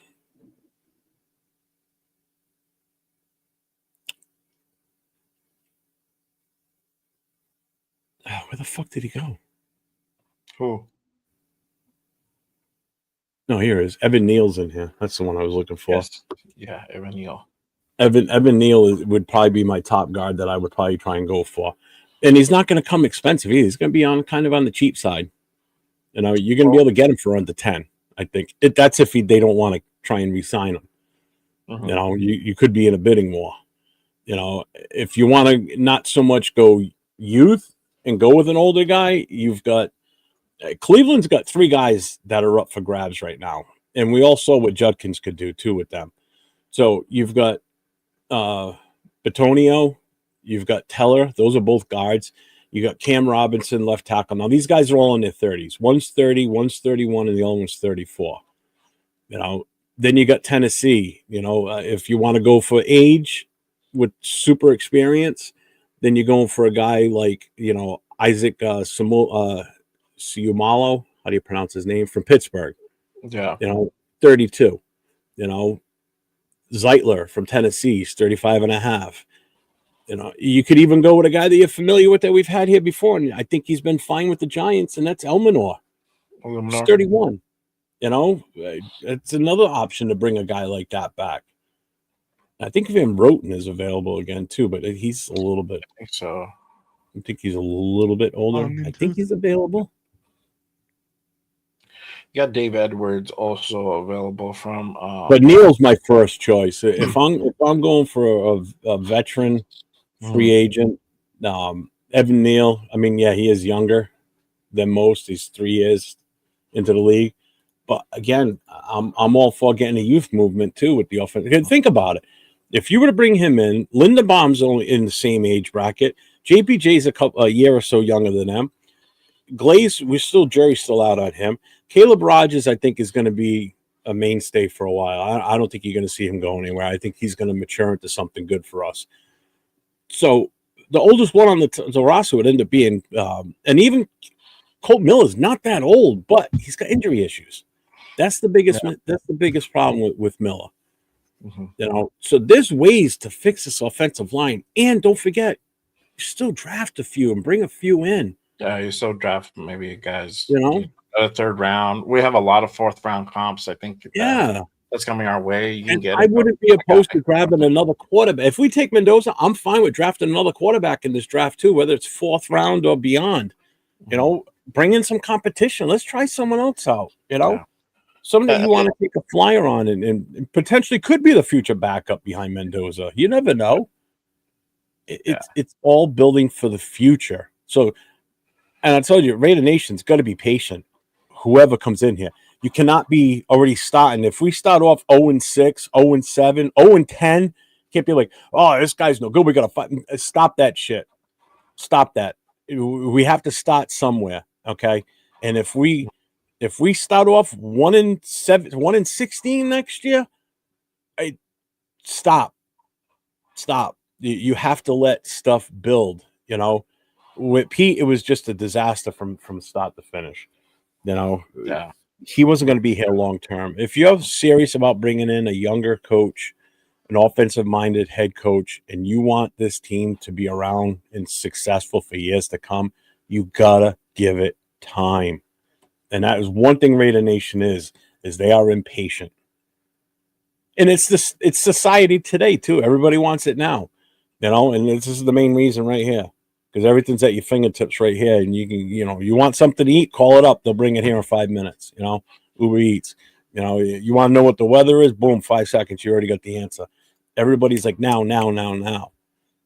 It's just not going to happen that way. It takes time, man. Professional sports is its own anomaly when it comes to it needs time. Yeah. And I think it's just because, you know, we as a fan base, we just want that instant gratification, bro. I do. I wholeheartedly admit that, bro. But you kind of have to force yourself to be like, hey, we gotta let this guy build his shit. And honestly, if we're bringing in a young coach who really hasn't really done it in that level yet, you got to give him about 3 to 4 years to really assess the progress of the team. Year one is probably not going to look pretty. No, it's going to be better than what this year was, but we're still not going to win a whole lot of games. But are the games that we play that we lose, is it going to be sloppy games, or is it games that we were competitive in it and it's just we just played a way better team, but we played clean football, you know? And we've seen that in the past where it's just like we just weren't that good, but we played clean. We didn't play with so many mistakes, you know, and that's kind of what you want to look for. That's how you do the eye test, you know. And this year the eye test was just terrible. For all of us to say, all of Raider Nation to say we're just playing out, just fucking suck.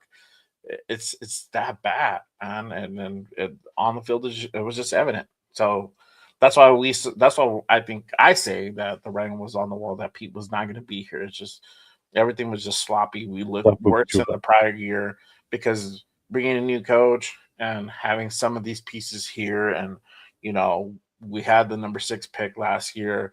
You know, we're in semi decent shape. We can build, at least we can start on the trajectory to build something and have, you know, a better season than 4-13. And we didn't do that. We got a way worse season than that. It looked awful at times. What's up, Silver Smoke? Welcome in, brother. Long time no see, man. I know. Somebody said it. Yeah, instant gratification. That's what it is. I couldn't think of the words. Yep. My mouth was moving faster than my mind was for a moment. It turned into Will for a second. Damn. Damn. Shooting shots today, huh? I'm just so happy right now. That's all. This is a move that was needed to be made, and they didn't wait. And I'm just glad that they didn't. So get that ball rolling. Let's go. I want instant gratification. I want a coach now. Don't wait. I want it by the end of the day. Well, I'll be like, shoot, that's tough because all the good coaches are still coaching right now. Yeah. If we were to announce a coach right now, bro, I would be concerned because that means we just got somebody that no one had on their map. Yep. Yep. And that means exactly opposite of what I suggested. No due diligence was done. We just went, we want you. You want to be coach? Yeah, I'll take it. All right, come on in. Yeah. Well, now we have to go through that process. Now we have to, why are we worried a lot about of interviews 10 coaches? Who cares? Hey, he's not even. It's not a your Raiders money? fan. It's not a Raiders fan. I just brought it up there because I think it's funny when someone says that. Hey, I don't care. It's not us paying for it as the fans. It's not a salary cap. Yeah. It's Mark Davis paying for it. So that's his money. He does what the hell he wants with it. It has no effect on me whatsoever.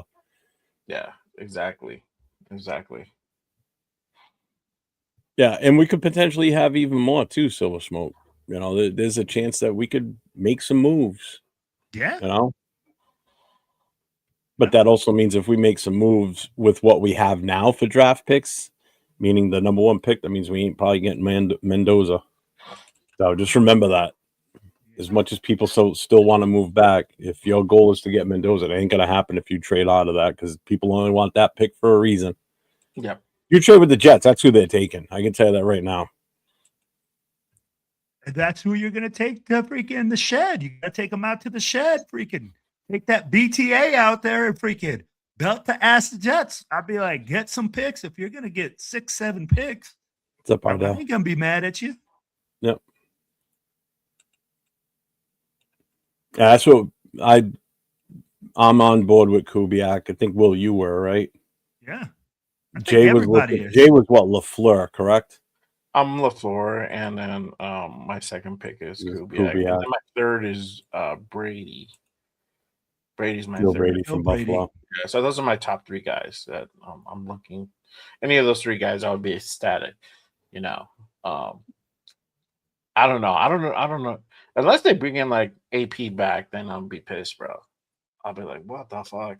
Oh yeah. If they bring AP back, I'm gonna be like exactly like you, bro. What in the fuck are we doing? Bueno, you asked what head coaching jobs are available right now. The list is Arizona Cardinals, Atlanta Falcons, Cleveland Browns, the Raiders, the Giants, the Titans are all looking for coaches. General managers right now is Miami and Atlanta. Miami has put requests. Okay, that was them. Let's see. Tennessee's putting requests for coaches already. Nagy, Joseph, Spagnuolo, and Anaramo. Giants have actually Mike Kafka is who they're going to interview first. Yep. Nothing listed for Arizona, Atlanta, Cleveland, or us yet. Hold on. Damn it.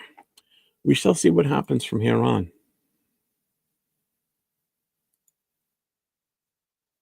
We've been on for 2 hours. I'm about ready. Like I'm about to say, damn, we beat this horse to death today. Hey, but you know what, Jeff? I'm excited. I'm excited that Raider Nation is excited for all the things that are happening. And I mean, like, we were on the show last night with Jay. And I'm telling you, I was demanding that Spytek come out, and he's come out of fire. And I mean, like, literally, he ain't holding back. He's now with the statement we know that Spytek is going to be involved, that management is actually going to make the decisions, and that next year we shouldn't see the same dysfunction. I'd be like, this was dysfunctional from the top down because Brady hired Chip Kelly. This guy was answering to that guy. Now there's one chief. And now we can all look at John Spytek and say, hey, man, we're either going to be successful because of you or a complete failure because of you. Brian Dayball's. Jay, you got anything coming up? I think we're gonna call it. It's been 2 hours. Yeah. I'm ready to go. I'm gonna run it back later this evening. With Primos, we're gonna do a special Raiders Unfiltered Pete special. Nice. What? We'll run it back. We'll do a little short stint. We won't do 2 hours or 4 hours like we did last night. You know, this is like a breaking news thing, so this is a little different. Yeah. Well, I'm not normally on a Monday morning. Yeah, me neither, bro. But yeah, we did a 4-hour show yesterday. So yeah, Dude, I've gone all day yesterday. I half. was exhausted. By the time you were done, I was just sitting there going, ugh. I know. An hour and a half today because I came in late. You guys already had started. So we'll run it back and I'll do a primo. So I'll probably be around 6:15. I'm sorry, 5:15 Pacific. Pull up, make sure you guys go ahead and tap in. We'll talk about this. We'll talk about Pete. We'll talk about the head coach of candidates, how this offseason is going to go ahead and start shit. I said it. I fucking said it. Like, one Pete's gone is going to change shit. And yep. Now we're on this roller coaster ride again. So, yep. You know, at least I know how. At least we know how to navigate it in a sense. You know, so hopefully the front office makes the right decisions and does it right this time going into this offseason. So we'll see what happens, but hopefully good things happen. Well, what do you got? I'm running it back with Primo and I guess Jay now because I had that message this morning and I'm like, I didn't know what time we were doing it, but Jay just said 6:15. So if we're gonna run it back at 6:15, we're running it back at 6:15. We're gonna do a short one. We're not doing a long one. We're not doing 2 hours. This is what he says now. This is what the man told me last night. Hey, I'm telling you, Jeff, this man told me last night, hey, man, we just going to do a short one. No biggie. I didn't say that we were going to do a short one last time. In my mind, I was like, cool, we're going to do 2 hours. And then it turned into like a whole 4-hour fucking thing. And I'm like, God damn, bro. You know, but we talked a lot. We talked about a lot of stuff. So we predicted the future. Bro, we predicted the future. That's why you guys got to watch the show. I had to look back on that release that the Raiders did. It was like 9:14 our time. I'll be right back. I need to pee so bad I can't hold it. 8:15 West Coast. I'm telling you, called it, bro. We called it on the show. That's why y'all got to lock in, man. Raiders Unfiltered predicted the future last night. We're going to come back tonight. We're going to rerun it up, and we're going to tell you guys exactly how we predicted the future. And now we're going to be looking into the future for new things, man. It was exciting times. And look at this morning, man. I know Raider Nation woke up hyped up like I did, man. Hey, man, I wish I would have taken some coffee this morning because I'm telling you like this, bro. I would have been bouncing off the walls. I'd be like, Pete Carroll got fired 8 a.m. Sharp.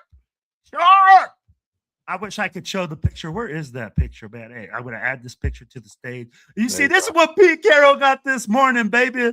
Hey, Spytek straight giving that BTA boot outside. Raider Nation gets hyped up. Raider Nation, Raiders Unfiltered. Y'all already heard. That's where we predicted this, baby. Yeah. So we did the post game yesterday. So we'll run it back for the Unfiltered show today. We'll go ahead and go more off the wall this time. We already go off the wall, bro. I don't think there's another level of getting off the wall between all three of us, dude. So yeah, well, make sure you guys go ahead and tap into that. It's gonna be a fun one. We'll go ahead and chop it up on Pete. What led to that, and then what's next for this organization moving forward into this offseason now, not only with the number one pick, but a new coach that will be coming in and possibly leading us in, hopefully, back to a competitive ways in the upcoming future. So we'll see what happens with that. But that, man. It's crazy. I was like waiting for it, and then sure enough, like I had to like look up and look. I looked at my phone and I'm like, oh shit, it happened. You know. Did that? Yeah, Mitch must. That's gonna be one of my greatest works. It just came out perfect. That was pretty. I love it, fire, bro. Yeah. Should we just end the show with that right there? Like put it up and be like, That was you're Pete's. out. That was Pete's official goodbye. Yeah. So, Will, what else you got going on this week? Tuesday, going to be on the Most Notorious podcast, man. We're going to be lighting it up. We're going to be bringing all the new information, talking about, coaches, all sorts of stuff. Then after that, man, I'm pretty much chilling all week, trying to jump on whatever podcast we got going on. And you know what? If y'all want me on there, hit me up. Go. Second to last. Oh, here it is. Raider Will turns a 1 hour live stream into 10 hours because he just keeps going and going and going and going. Relax, bro. I'll tell you what. You know what? Well, it's too bad that you weren't around earlier in the year last year. Like, I didn't know you until like after May when we did some of our marathon. Jay remembers some of our marathon Friday night shows. We're talking like 9 hours, 8 hours, bro. Yeah, I did one. I did one. 9 hours. We did. Yeah, we started one at 9 o'clock at night, and I didn't log off until had to be 7 o'clock in the morning. So, I mean, it was sunny out already by the time we shut it down. I'm gonna tell you guys like this. This offseason is gonna be the same way. Lots of movement, man. Lots of stuff gonna be happening. New head coach. Hey, brother, what's up, my guy? GM is gonna be locked in. I'll be like, hey, we're gonna be talking draft. I mean, we have the number 1 pick. Yeah. I'll put that back up. But just as I'm putting chats up, I can't see Jay's face. He gets blocked out, so that's not fair to him. No, that's all right. Let's see, guys saying they did Pete wrong, but not letting him resign. BS. He should have known to resign in the press conference. Yeah. He could have walked in and go, I quit. I'm retiring. Bye. And then just walk out. Bro, when you don't have to resign at a certain time. If he knew the writing was on the wall and you don't want to get fired, he knew already. He had to have known already. Come on, bro. Hey, you got the first round draft pick. Improvement. Come on, man.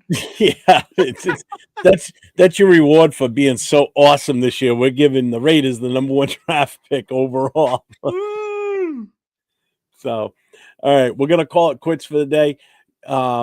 You will catch me on tomorrow night along with Will on the Most Notorious podcast at 10 o'clock Eastern time, 7 o'clock Pacific. We do have a president's meeting tomorrow night for TBH. So as soon as that meeting's over, we pretty much go live after that. And then Wednesday night, the Raider Connection is back. That's why I did this one as a Raider Connection show today, because I knew Jay was probably going to pop in. Leo wanted to do the live. So this was kind of like an impromptu Raider Connection show right now. And we added Will into the mix. So Will's being Nate right now, basically. Yeah, but yeah, the Raider Connection will be back on Wednesday night, 10 o'clock Eastern, 7 o'clock Pacific. You'll see myself. You'll see the gentleman on the other end there, Jay from Just Raiders, baby. You'll see LV Raider 10, Nate, and you will see Cheeto Linus back on for the first time in 3 weeks now? We've been off for the last 3 weeks, I believe. Something like that, yeah. So it's been a while, and what a way for us to come back. Coming back with, I know, coming back at the end of the season. Leo was at the game Sunday, saw a win, so I'm sure he'll talk about his experience this past weekend, either Wednesday night or he'll talk about it tomorrow night. But we got a lot to talk about because the 4 of us have not been together on screen. We've been individually together here and there, spread out, but we have not been back on, all 4 of us, in a long time, and this is going to be a fun one Wednesday night. Thursday night, it's Nate and myself on Coast to Coast. And then Friday, my new show, 2nd episode, No Huddle. If you're a fan of any NFL team, come on into the chat. You want to get on screen, I'll drop the link for you. If you tell me you want to come on, I'll give you the link. You come on with me. We'll go one-on-one. We'll talk about your team, whether it's the Bears, the Bills, the Pats. I don't give a shit who it is. You're more than welcome. So that's all I've got. Let's see, Jeff and Jerry Lewis running marathon shows. Yeah. What's up, Savage? Hey, make sure on Wednesday nights too. You get over to the cage match with Raider Savage and Asylum. It's a funny ass show. They add some serious humor into it. The two guys that have such a good time talking Raiders, talking news. I think they've got Peggy Holmes on this Wednesday night, I believe. Right, Savage? If you just confirm that, I believe that's what it is. So make sure you look for the cage match with Raider Savage and Asylum because it's a fun ass show. CMN News, yes, the cage match news is hilarious. So yeah, check those guys out, man. Give them some love, man. No doubt. But yeah, I think Peggy's on with them. So yes, Peggy will be there. He says, confirmed.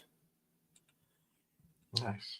And I also have to rub in the fact that he had his first fantasy football. Oh shit! Here we go. The champ is here. The champ is here. Champ is here. The champ is here. Boom, boom, boom. The champ is here. Boom, boom, boom, boom. Let me see. I want to put his link up too. Hold on.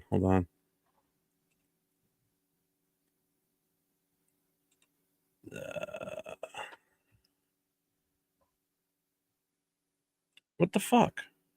Why can't I find his?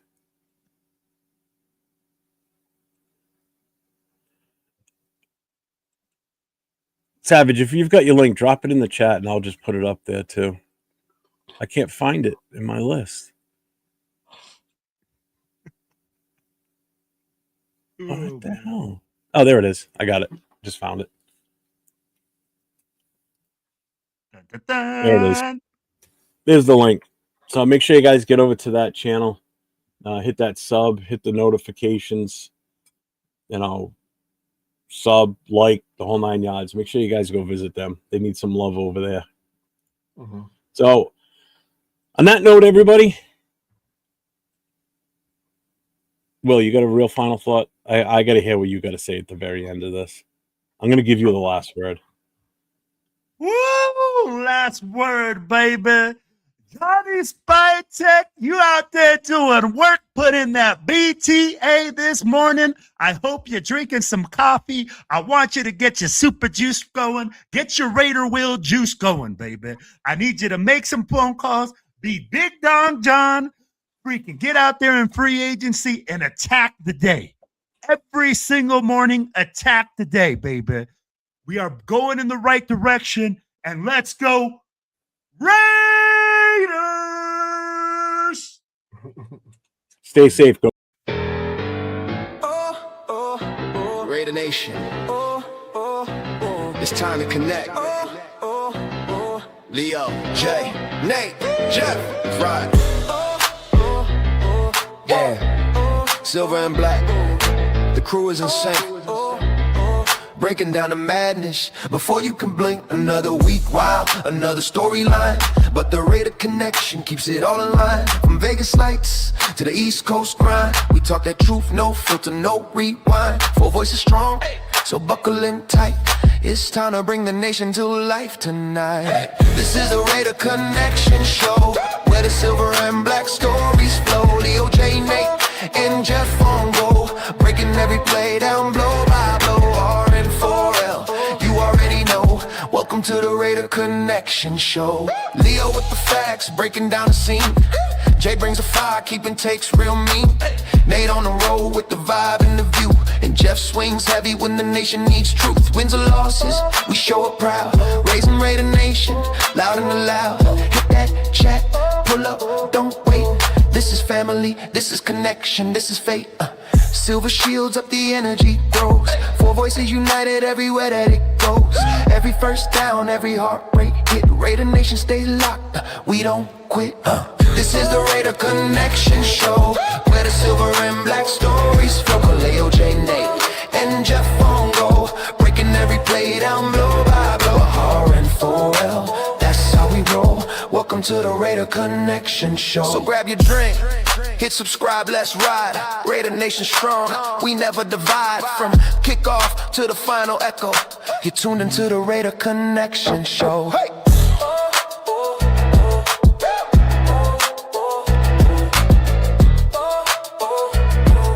You're tuned into the Raider Connection Show.